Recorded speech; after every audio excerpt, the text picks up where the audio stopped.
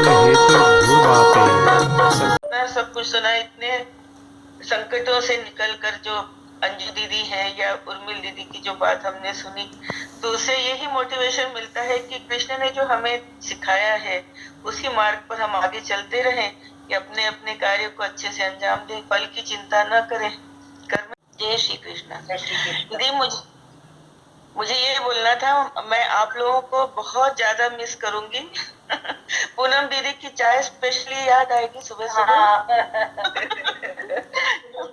आज के आनंद इतना ट्रांसफॉर्मेशन होता है लाइफ में। मैं अपने बच्चों को तो कह रही हूँ, लेकिन वो पढ़ नहीं पाते, इतना टाइम नहीं है उनके पास। तो अभी मैंने स्टार्ट किया है, बहुत लोगों को 40 मिनट कह के तो मोटिवेट किया है। बड़े लोग तो हो रहे हैं मोटिवेट, बच्चे अभी इतने नहीं हो रहे।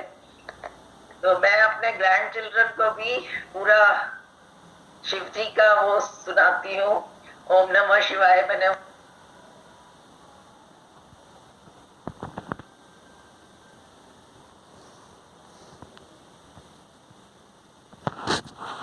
को कराते हैं, तो वही छोटा सा नृत्य का है, तो मैं गा के कर लूंगी, क्योंकि वीडियो बनाने वाला कोई मिला ही नहीं, बेटा तो बहुत लेट आता है इसलिए। तो मैं गा भी रही हूँ।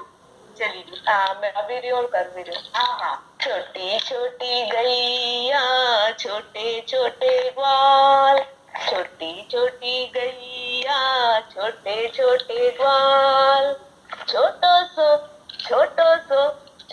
सो मेरो मदन गोपाल, छोटो सो मेरो मदन गोपाल, घास खाए गैया दूध पिए ग्वाल, घास खाए गैया दूध पिए ग्वाल, माखन खावे मारो मदन गोपाल, माखन खावे मेरो मदन गोपाल, छोटी छोटी गैया छोटे छोटे ग्वाल, छोटी छोटी गैया छोटे छोटे ग्वाल, छोटो सो मेरो मदन गोपाल, छोटो सो मेरो मदन गोपाल, काली काली लकुटी कंबल हाथ, काली काली लकुटी कंबल हाथ, बीच में मेरो मदन गोपाल, बीच में मेरो मदन गोपाल, छोटी छोटी गैया छोटे छोटे ग्वाल, छोटी छोटी गैया छोटे छोटे ग्वाल, छोटो सो मेरो मदन गोपाल।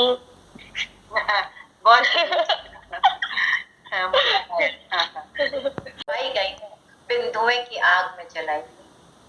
मैं नहीं जानती किसी रस या जल का स्वाद, मैं नहीं जानती किसी रस या जल का स्वाद, मेरे दिल में है सिर्फ कड़वाहट की याद। स्वर्ग से गिरी किसी परी सी मैं, सर पर लादे बददुआओं का बोझ तलाश में। हाँ, मैं तलाश में हूँ एक ऋषि की, जो अपने विचारों के मंत्र से मेरी रग रग रोम रोम में भर दे एक तीखा जहर, जो अपने विचारों के मंत्र से मेरी रग रग रोम रोम में भर दे एक तीखा जहर, ताकि मैं 10 लोन्स हो जो बनाते हैं किसी की नारी की लाचारगी को अपनी हवस का शिकार या साधने का अवसर, जिनको नहीं है आदमी या आदमियत से हंसता।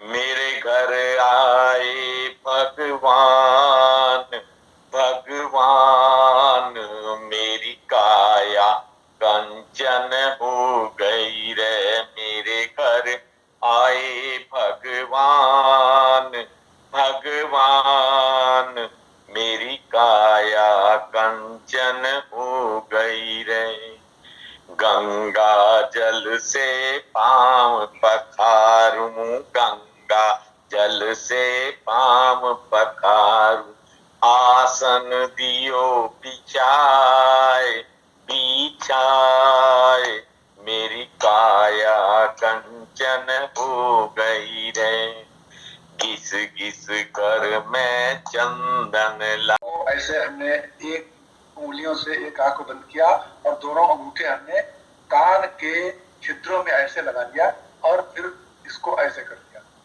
फिर इस प्रकार से हम ये प्राणायाम करते हैं।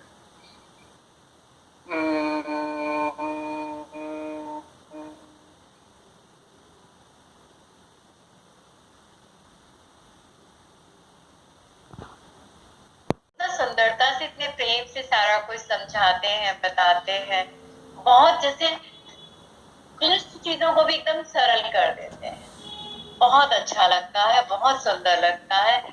कभी जब बचपन से, चूंकि गीता परिवार में ही, गीता हमारे परिवार में ही था, रग रग रोम रोम में था, पर कभी गीता की पुस्तक हाथ में नहीं। कभी भी किसी को देखा ही नहीं तो वो पुस्तक लेके पढ़ रहा है, सबको कंठस्थ।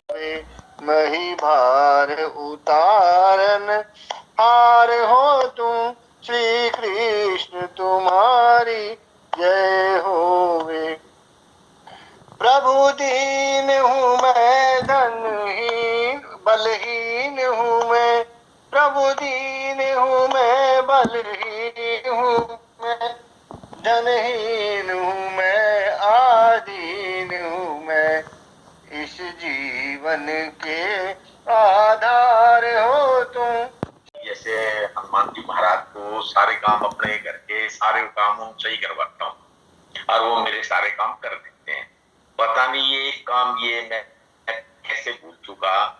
गौ से शाला से जुड़ा हुआ हूँ। नंदी शाला के लिए 6 साल 7 साल से प्रयास रखता सरकार से।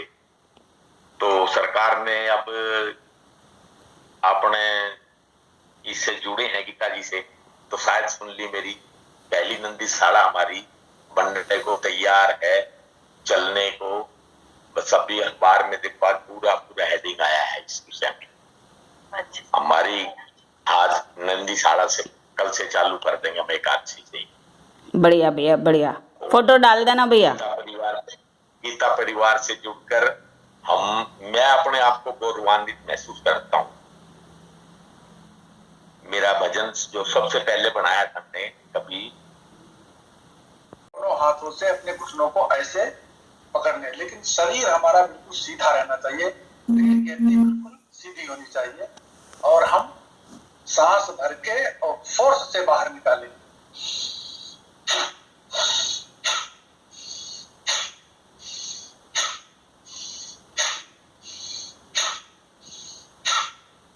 ऐसा करके हम अपने योग के 8 अंग हैं, यम, नियम, आसन, प्राणायाम, प्रत्याहार, धारणा, ध्यान तथा समाधि। अंतिम जो हमारा लक्ष्य होता है वो समाधि प्राप्त करने का होता है, जिसमें सबसे पहले यम और नियम आते हैं। यम नियम माने कि शरीर को स्थिर करना, मन को स्थिर करना। तो पहले हमारा शरीर और मन बहुत स्थिर होना चाहिए, मन में विकार नहीं होने चाहिए।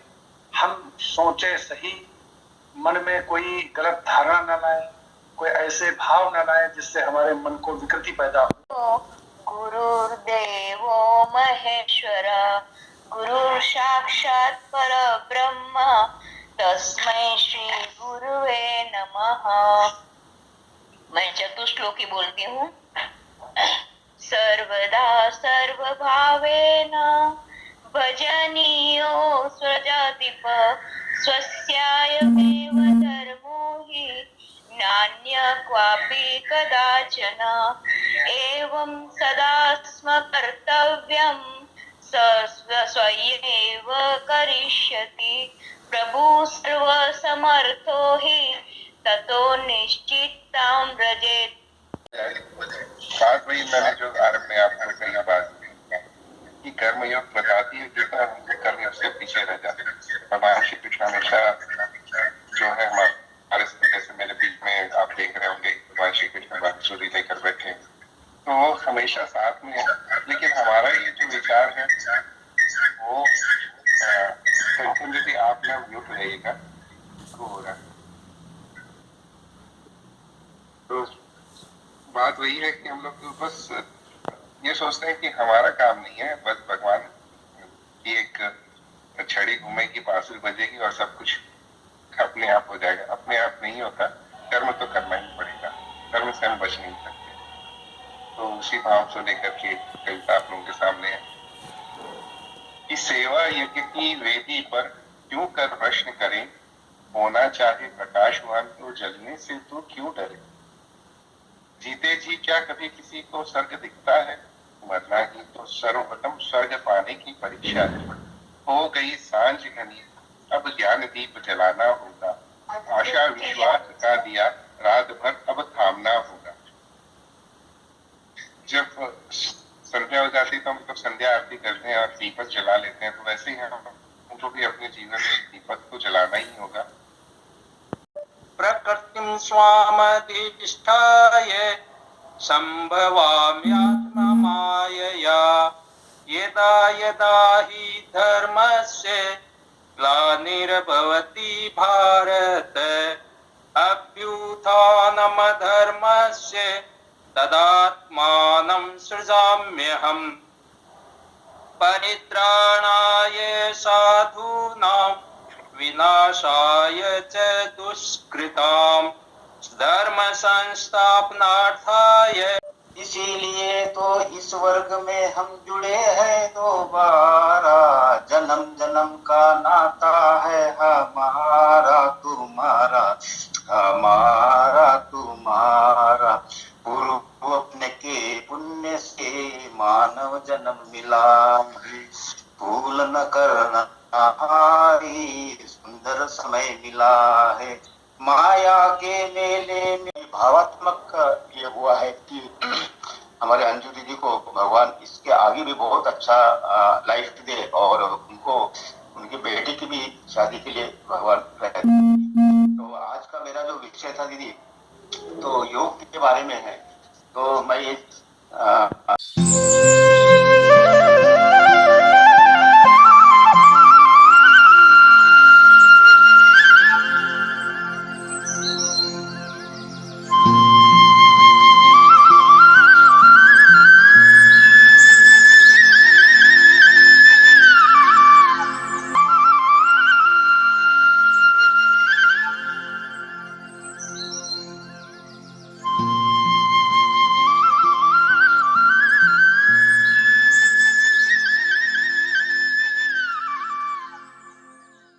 कृष्ण का नाम उन्होंने श्री कृष्ण भगवान से पूछा कि तुमने आखिर में क्यों मेरा नाम लिया।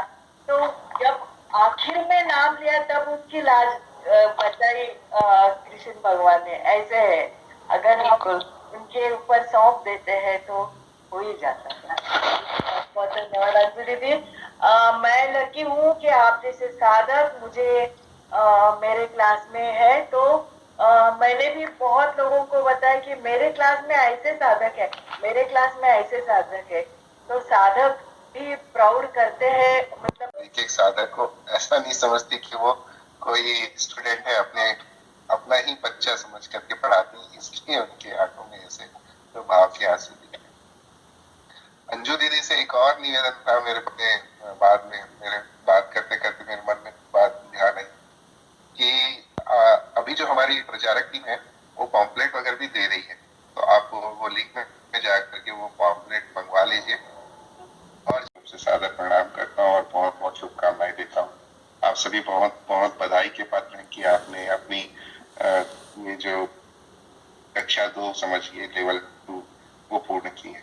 मेरे लिए सभी लोग कहते हैं कि ये तो 4 धाम की यात्रा है, लेकिन मैं इसको कक्षाओं के रूप में समझता हूँ कि नर्सरी कक्षा थी हमारी L1 और प्राथमिक कक्षाएं थी लेवल 2। अब लेवल 2 जो प्राथमिक कक्षा पूर्ण करके अब हाई स्कूल की कक्षाओं में जाएंगे, मेरा ऐसा मानना है, मैं अपने विचार से ऐसा देखता हूँ। तो अब जैसे जैसे हम बड़े होते जाते हैं हमारी जिम्मेदारियां बड़ी होती जाती है, तो अब बड़ी जिम्मेदारी लेकर यहाँ से आप लोग आगे हैं। आप सभी बहुत प्रबुद्ध लोग हैं जो गीता से जुड़ करके अपना जीवन को भी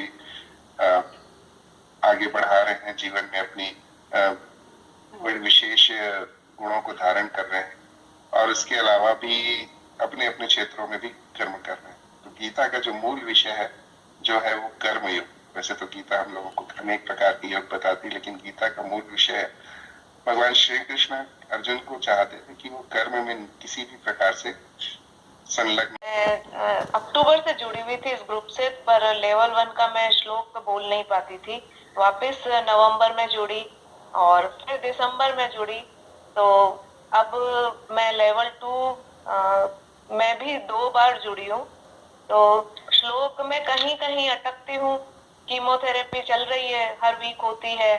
तो पर इस बार जो मेरा जो ये कैंसर जर्नी रही, सेकंड टाइम हुआ है मेरे को, पिछली बार से बहुत बेहतरीन है।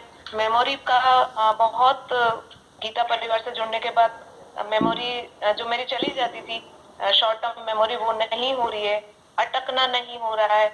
एक डिप्रेशन रहता था हर समय, मतलब थोड़ा सा कोई स्नेह से बोलता तो रोना आ जाता था, वो सब खत्म हो चुका है। और जीवन में भी कहीं कोई अड़चन नहीं, श्री कृष्ण जैसे कोई रास्ता निकाल रहे हो, वैसे लगता था कि यहाँ पे काम लग जाएगा, वो नहीं होता। स्कूल में स्टाफ का इतना अच्छा सहयोग, प्रिंसिपल का इतना अच्छा सहयोग पहले नहीं होता था, अपेक्षाएं उनकी ज्यादा रहती थी। अब बिल्कुल स्नेह से काम चल रहा है। और वही है ना, एक भजन है जो, मेरा आपकी दया से सारा काम हो रहा है, करते हो तुम कन्हैया, मेरा नाम हो रहा है, वैसे हो गया जीवन।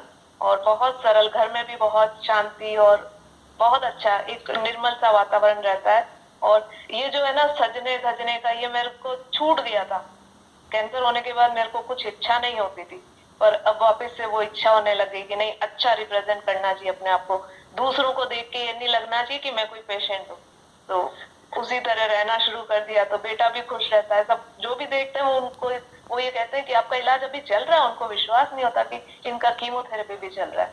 लोग कीमोथेरेपी में ऐसे आते हैं वहां पे हॉस्पिटल में कि ऐसा लगता है कि ये जीवन से निराश हो चुके हैं, पर मुझे कुछ नहीं होता। तो ये सब 4 महीने किसको कहते हैं, अक्टूबर नवंबर दिसंबर, जनवरी भी आधा निकल गया है। बहुत ही अच्छी तरह रही है। और सबसे बड़ी बात कि मैंने दिसंबर में फर्स्ट बार कॉलिंग किया था, तो पूरे मुझे 4-5 दिन लगे थे। और उसके बाद जो जनवरी में 9 जनवरी से बैच चालू होने वाला था, उसका जो अवसर अखंड मंडलाकारं व्याप्तं येन चराचरं तत्पदं दर्शितं येन तस्मै श्री गुरुवे नमः। चैतन्यं शाश्वतं शान्तं व्योमातीतं निरञ्जनं नादबिन्दु कलातीतं तस्मै श्री गुरुवे नमः। ध्यानमूलं गुरुमूर्ति। तो सब लोग खुश रहते हैं, तो थोड़ा थोड़ा सेवा दीजिए, श्लोका कंठस्थ कीजिए। पहले सेवा दीजिए, श्लोका कंठस्थ कीजिए, 15, 20, 40, 100 कंठस्थ कीजिए। और आप लोगों को मोटिवेट कीजिए, आपका फैमिली में हो। सांसों में समा जाओ, गोपाल चले आओ, गोविंद चले आओ। एक शर्त जमाने से इस दिल ने लगा ली है, एक शर्त जमाने से इस दिल ने लगा। ये हमारी जो गीता जी हैं वो सब ग्रंथों से न्यारी हैं, क्योंकि कहा जाता है जाने क्या जादू भरा श्री कृष्ण तुम्हारे गीता में। तो बस इतना ही कहना है दीदी, थैंक यू। दीदी आपने जो श्लोक सुना है, इससे वो ये होता है तरीके से किसी ने व्यवस्थित किया है तो वह श्री कृष्ण। अतः वेदों का पाकिक संस्करण है गीता जी, जो हिंदुओं का सर्वमान्य एकमात्र ग्रंथ है। पुराण, स्मृति, रामायण और महाभारत को धर्म ग्रंथ की श्रेणी में नहीं रखा जाता।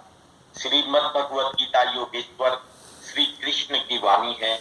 इसमें प्रत्येक श्लोक में ज्ञान रूपी प्रकाश है, जिसके प्रस्तुति होते ही अज्ञान का अंधकार नष्ट हो जाता है। ज्ञान, भक्ति, कर्म, योग मार्गों की विस्तृत व्याख्या की गई है। इन मार्गों पर चलने से व्यक्ति निश्चित ही परम पद का अधिकारी बन जाता है। श्रीमद् भगवत गीता के विषय में तो आपने बहुत कुछ सुना होगा। आज उसी श्रीमद् भगवत गीता गीता में से हम आपको कुछ अहम लिखा हुआ बता रहे हैं। वास्तव में श्रीमद् भगवत महात्म का वर्णन करने के लिए किसी की भी सामर्थ्य नहीं है, क्योंकि यह एक परम रहस्यमयी ग्रंथ है। इसमें संपूर्ण वेदों का सार संग्रह किया गया है। इसका आशय इतना गंभीर है कि निरंतर अभ्यास करने पर भी उसका अंत नहीं होगा। प्रतिदिन नए नए भाव उत्पन्न होंगे। इससे यह सदैव नवीन बना रहेगा एवं एकाग्रचित होकर भक्ति सहित विचार करने पर इसके पद पद में परम रहस्य भरा हुआ है, जो कि प्रत्यक्ष प्रतीत होता है। गीता के अनुसार हर व्यक्ति को अपने मन पर नियंत्रण रखना चाहिए। मन बहुत चंचल होता है और यही हमारे दुखों का कारण बनता है। जो व्यक्ति अपने मन पर काबू पा लेता है वह सफलता की राह पर चल पड़ता है। ऐसा व्यक्ति सिर्फ अपने कर्म पर केंद्रित रहता है और लक्ष्य को आसानी से हासिल कर लेता है। गीता में भगवान श्री कृष्ण अर्जुन को उपदेश देते हैं कि जो भी मनुष्य भगवत गीता की तरह 18 बातों को अपनाकर अपने जीवन में उतारता है, वह सभी दुखों, वासनाओं, क्रोध, ईर्ष्या, लोभ, मोह और लालच आदि के बंधनों से मुक्त